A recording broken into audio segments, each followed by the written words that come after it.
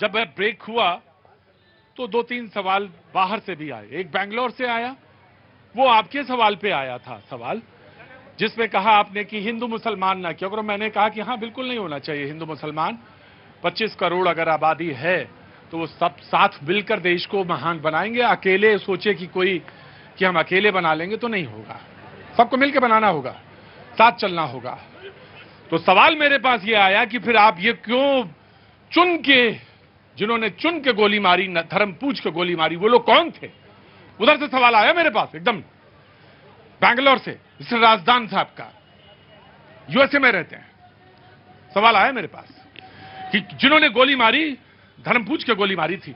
मैंने राजदान साहब को जवाब देने की कोशिश करी, लेकिन वो समझ में नहीं आया उस बात उनको, क्योंकि मैं ब्रेक में था।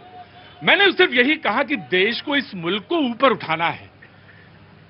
उनका यह कहना था कि मैं कश्मीरी हूं, तो मुझको जब भगाया गया तो किस आधार पर भगाया गया था। मैं जानता हूं जख्म आपके गहरे हैं और जवाब भी इसी मुल्क को ढूंढना पड़ेगा, और जवाब भी मुल्क को ही देना होगा। और उसी के कदम पे, उसी नक्शे कदम पर है ये मुल्क। बहुत सारी चीजों को उसने तरीके से बताया है। तो मैं ये कहना चाहता हूं कि कैसा, हमने कहा सिर्फ ये कि हम कैसा मुल्क छोड़कर जाना चाहते हैं, ये बहुत बड़ी बात है। हम कैसा सुंदर देश, क्या कंट्रीब्यूशन, कितना त्याग हमने किया, ये भी लिखा जाना चाहिए। हमें सवाल पूछने का हक है पांडे जी, लेकिन हमको यह भी बताना पड़ेगा रिपोर्ट कार्ड में कि मैंने क्या किया। जो मैं बोल रहा हूं लपर लपर, मेरी जबान जो चल रही तेजी से कतरनी की तरह, कि मैंने क्या किया, यह भी मुझे बताना पड़ेगा। और दूसरा एक सवाल था पांडे जी का।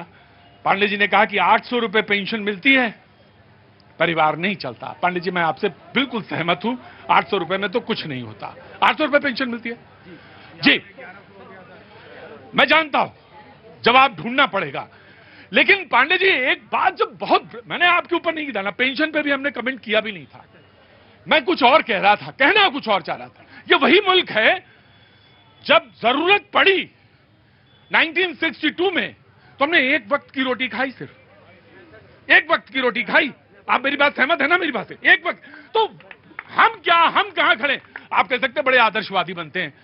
जब प्रोग्राम खत्म हो जाने तो मैं आपसे पूछूंगा आपने क्या किया।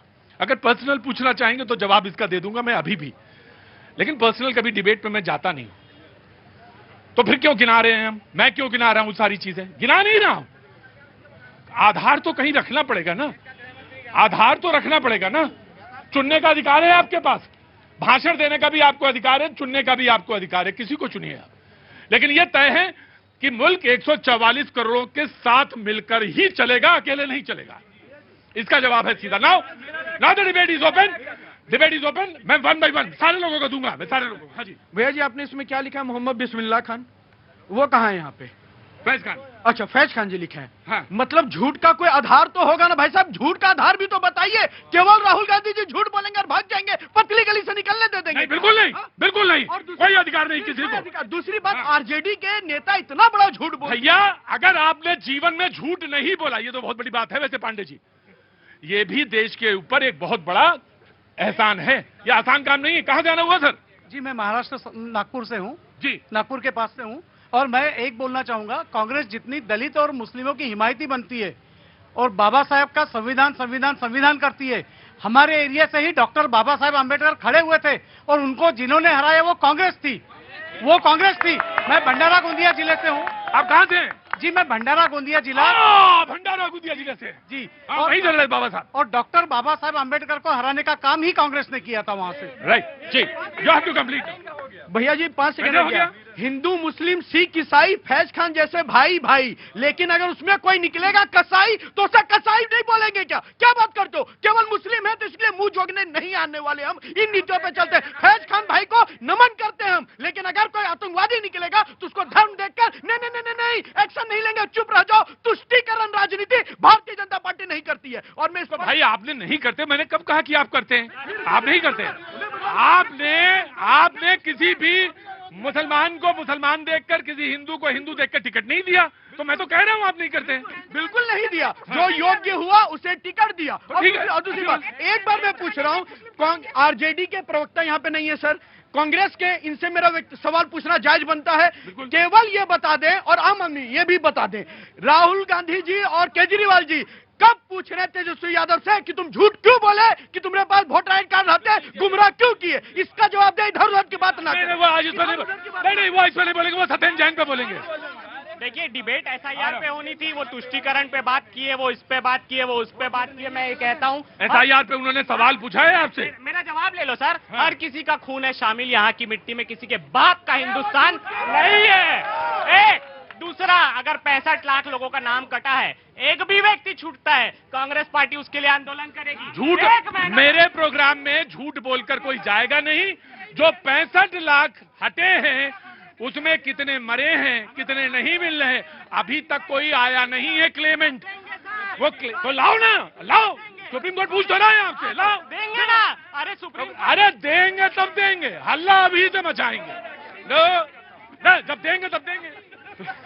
प्रतीक जी, मैं ये बपौती की बात कर रहे थे। अरे कांग्रेस को बोलने नहीं देते आप। ये बपौती की बात कर रहे थे, ये बात बड़े ये कह रहे थे बपोती। नहीं प्रतीक, वो अरे शेर तो इन्होंने ऋषभ सुना भाई है। बोले थे, ऋषभ भाई अरे राहत इंदौरी का शेर इन्होंने सुना अरे है। ये दोनों एक ही है प्रतीक भाई। जवाब कौन लेंगे। कौन? बीजेपी और कांग्रेस में अलग चढ़ेंगे। अब जवाब लेंगे प्रतीक। जवाब प्रतीक जी, मैं बड़े आम आदमी पार्टी के प्रवक्ता हूँ। हाँ। तो हमारे अंदर संस्कार और संयम दोनों हैं, मुफ्ती को देखते हुए जवाब देते हैं। प्रतीक भाई, oh, no no no no no no. Pratik भाई, ये सबका हिंदुस्तान है, किसी के बाप का हिंदुस्तान नहीं है। तुमने तो वही शेर सुना है जो कांग्रेस ने सुना प्रतीक है। भाई, हाँ। और अभी ये झूठ की बात कर रहे थे, झूठ पे माफी मांगो, ये मांगो। अरे तुमने तो देश पे झूठ बोल दिया, बेरोजगारी पे झूठ बोला, युवाओं से झूठ बोला, महिलाओं से झूठ बोला, गरीबों से झूठ बोला, किसानों से झूठ बोला, बार बार माफी मांगी है ना हिंदुस्तान से। इस देश के 2000 किलोमीटर पे चीन ने कब्जा किया। सेना का ये झूठ फैलाने वाले राहुल गांधी, सेना का अपमान करने वाले राहुल गांधी माफी मांगेंगे कि नहीं मांगेंगे? सेना का अपमान, सेना का राजनीतिकरण कौन लोग करते हैं? यही करते हैं ये लोग, सेना का अपमान करते हैं। शर्म आनी चाहिए। आपने देखिए, आपने क्या कहा था, बहुत गलत बात बोली थी उस समय। उसमें उन्होंने बोला कि अरुणाचल में हमारे सैनिक मार खा रहे हैं, ये कहा था। ना भारतीय सेना कभी पिटी है और ना भारतीय सेना कभी पिटेगी। हम मारती है, घर में घुस के मारती है। इस पे तो कोई नहीं, इस पे तो हम तरक्की नहीं लेंगे आपका। One supreme court has said, इसमें कोई बात बहस नहीं होगी।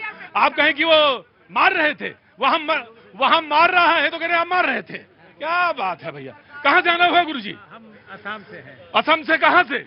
असम गुवाहाटी के पास नौगांव है। 100 हाँ, नौगांव है। नौगांव बोलिए। इस समय तो सारे असम को सारे लोग जानते हैं। अच्छा। हाँ जी। तो मेरा ये कहना है कि कोई भी हो गाड़ी, अब ना करो कॉम्प्रोमाइज, स्विच करो वैल्वोलिन फुल सिंथेटिक इंजन ऑयल पर। गलवान पर टिप्पणी करने के मामले में सुप्रीम कोर्ट की राहुल गांधी पर बहुत बड़ी टिप्पणी। कोर्ट ने पूछा, आपके पास क्या सबूत है कि चीन ने जमीन हड़प ली? कोर्ट ने राहुल गांधी को दी नसीहत।